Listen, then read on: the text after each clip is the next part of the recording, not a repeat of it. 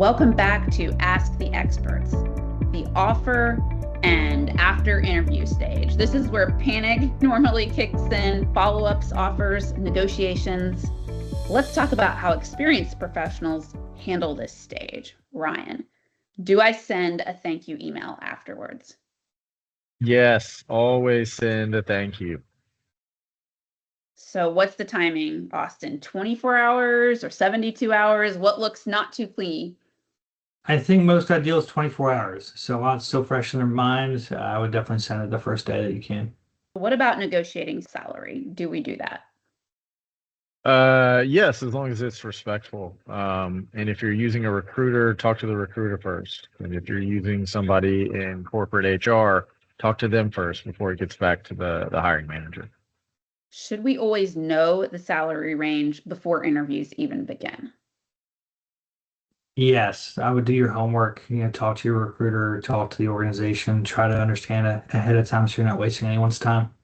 Another competing offer, or maybe two competing offers. Do I tell my favorite role that that's happening?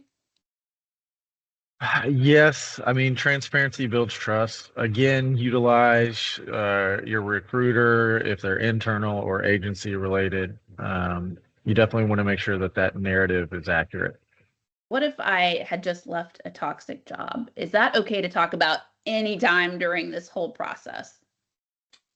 Yes, I mean, you want to be honest about your past, but I would be brief and I would keep it neutral. So, no negative talk, keep it as brief and to the point as possible. If it didn't work out, you don't have to go further than saying it didn't work out. What if I was caught up in a RIF, a reduction in force? Should I just say that or should I try to hide that? Yeah, you can definitely bring up riffs or layoffs. That's just a part of working, especially nowadays. It's totally understood. So, what if someone is actually fired for poor performance? How on earth do you talk about that in the interview process? I mean, that's a maybe for me. I would definitely be honest about your experience, but I wouldn't, you know, self-negative talk about yourself. So if it didn't work out, just be like, hey, my skill set didn't fit the job. However you want to navigate that, but you definitely want to be somewhat honest about, what happened in the past. What if I've been offered a role, but I need time to think about it, discuss it with family, and work through it? What's an appropriate amount of time to ask for? Yes, it's appropriate to ask for time.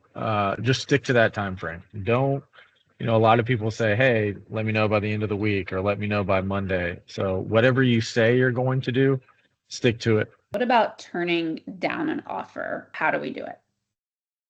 Yeah, I mean, I would turn it down professionally, right? So I would let them know that you're not going to accept the position if you do want to turn down an offer. You don't want to have any just negativity. It's already bad enough that you're not going to take the job. So just tell them that much, and then you can move forward and I'll have respect for you.